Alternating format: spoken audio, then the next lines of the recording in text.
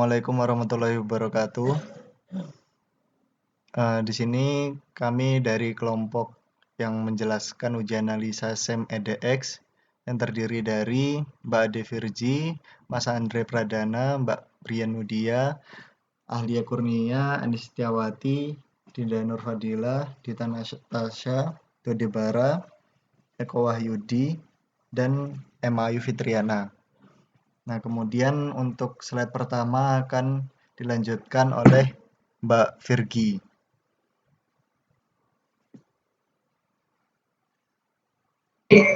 Saya akan menjelaskan tentang apa itu SEM EDX. Jadi, yang pertama, SEM adalah panjangan dari Scanning Electron Microscope. Merupakan sebuah mikroskop elektron yang digunakan untuk menyelidiki permukaan solid secara langsung. Nah, kemudian EDX adalah Energy Dispersive X-ray yang memungkinkan dilakukan mikroanalisis secara kualitatif dan semi kuantitatif untuk unsur-unsur mulai dari litium sampai uranium. Nah, selanjutnya akan dijelaskan oleh Saudara Dia.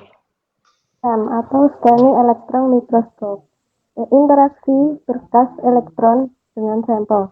Fungsinya ada beberapa, yaitu topografi, morfologi, komposisi, sama kristalografi. Untuk topografinya yaitu ciri-ciri permukaan dan teksturnya.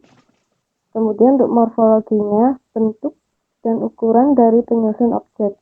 Komposisi yaitu data semi kuantitatif unsur yang terkandung di dalam objek. Jika SEM dilengkapi dengan EDX. Kemudian kristalografi yaitu mengenai susunan dari butir-butir di dalam objek yang diamati. Selanjutnya adalah aplikasi SEM. Aplikasi SEM di sini ada 3. Yang pertama pada sampel padat, contohnya yaitu pada logam, bubuk kimia, kristal, polimer, dan lain-lain. Untuk yang kedua adalah pada sampel biologi. Pada sampel biologi contohnya pada sel darah, bakteri, cacing, dan lain-lain. Kemudian yang ketiga pada sampel padatan biologi, yaitu contohnya pada tulang, fosil, dan lain-lain. Selanjutnya akan dijelaskan oleh teman kami.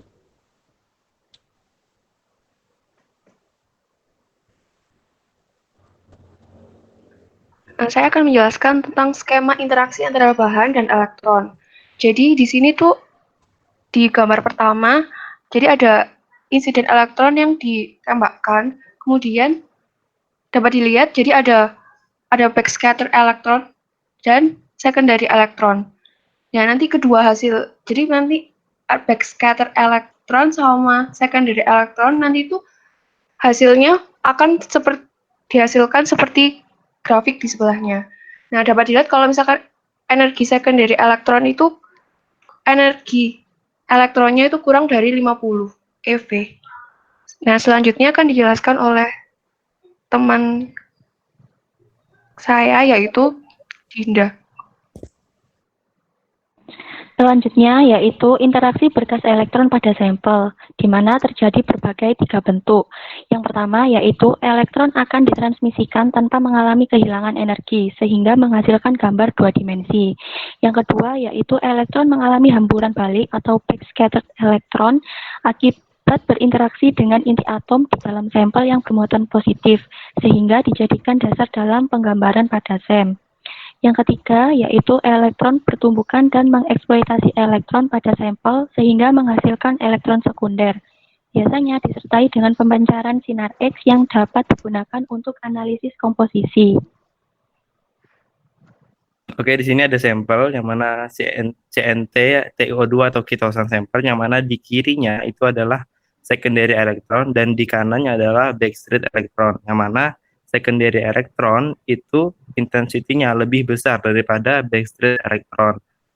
Nah, dan hal ini itu dapat mengindikasikan suatu komponen senyawa yang berada di dalam sampel tersebut. Next. Nah, di sini saya menjelaskan tentang interaksi berkas elektron pada sampel terjadi berbagai bentuk.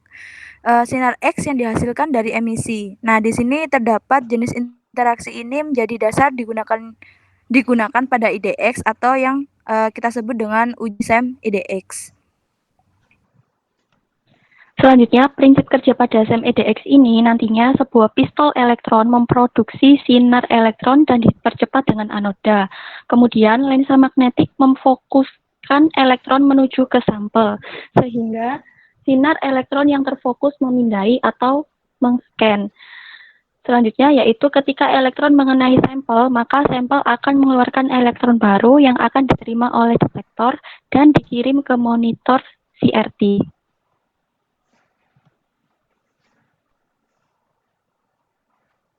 Nah, selanjutnya adalah blok diagram SEM, di mana untuk komponen utama alat dari SEM elektron. Lalu ada ruang spesimen, yang keempat ada sistem pompa vakum, dan kelima ada detektor dan bacaan gambar. Untuk cara kerja dari SEM IDX, yaitu dimulai dari suatu sinar elektron dipancarkan dari elektron gun yang dilengkapi dengan katoda filamen tungsten. Tungsten biasanya digunakan pada elektron gun karena memiliki titik lebur tertinggi dan tekanan uap terendah dari semua logam, sehingga memungkinkan dipanaskan untuk emisi elektron, serta harganya juga murah.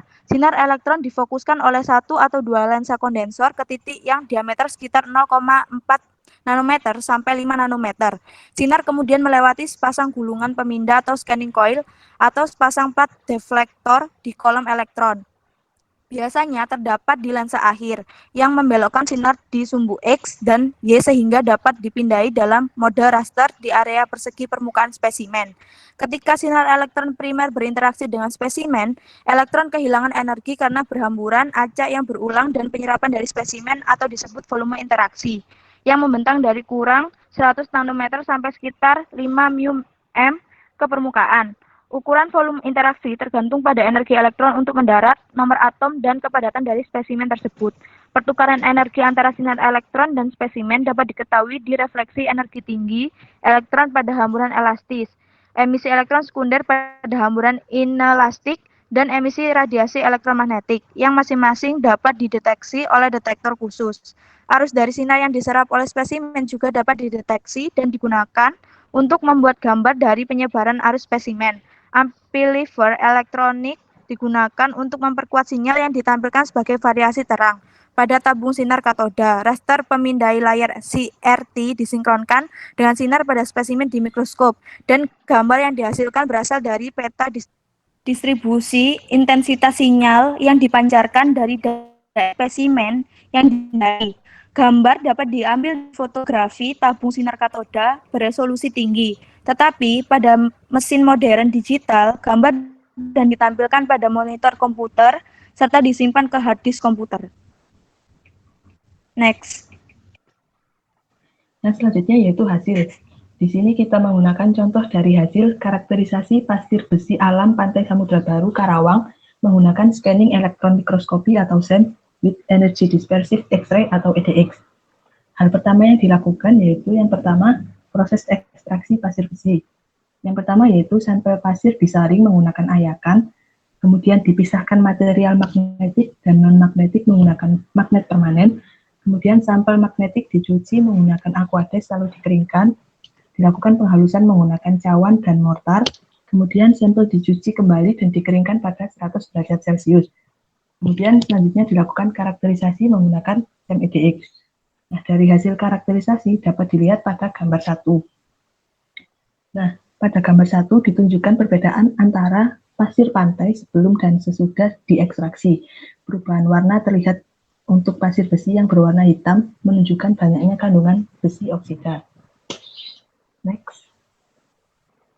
Nah, berikut merupakan gambar dari struktur morfologi pasir besi menggunakan SEM. Nah, dari gambar tersebut terlihat bahwa ukuran butir sampel pasir besi tidak seragam, namun sudah dapat diperoleh sampel dengan ukuran diameter yang kecil. Dengan menggunakan software ImageJ didapatkan estimasi ukuran diameter sampel pasir besi dengan rata-rata ukuran kurang lebih 78 mikrometer. Next. Nah, di sini merupakan hasil dari IDX-nya, itu diperoleh informasi kandungan unsur yang terdapat pada pasir besi tersebut. Nah, berikut hasil karakterisasi sampel pasir besi pada titik yang telah ditentukan, yaitu 001, 002, dan 003. Nah, di sini didapatkan grafik hasil dari analisa yang dilakukan oleh IDX. Nah, pada grafik tersebut paling tinggi di sini berada pada unsur Fe, yaitu 54,38 untuk persen masanya, dan persen atomnya sebanyak 28,64. Dan selanjutnya ini untuk sampel pasir besi menggunakan IDX pada titik 002.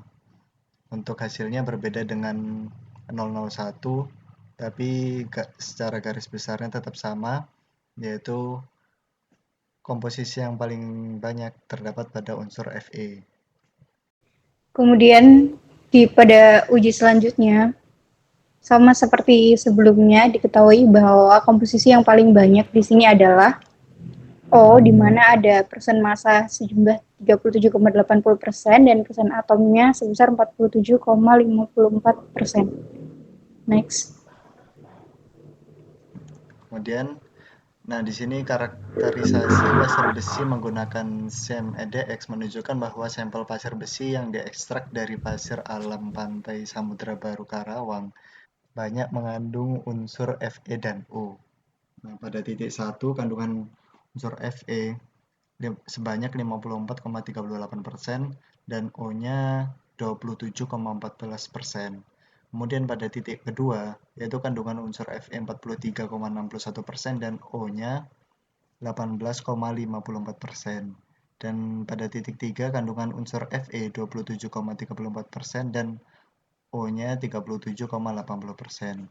Nah, di sini kandungan Fe dan O dari sampel pasir besi berasal dari fase magnetit Fe3O4 dengan karakteristik berwarna kehitam-hitaman, sukar tereduksi, dan sifat magnetnya sangat kuat. Dan inilah presentasi dari kelompok kami, SEM EDX. Terima kasih. Wassalamualaikum warahmatullahi wabarakatuh.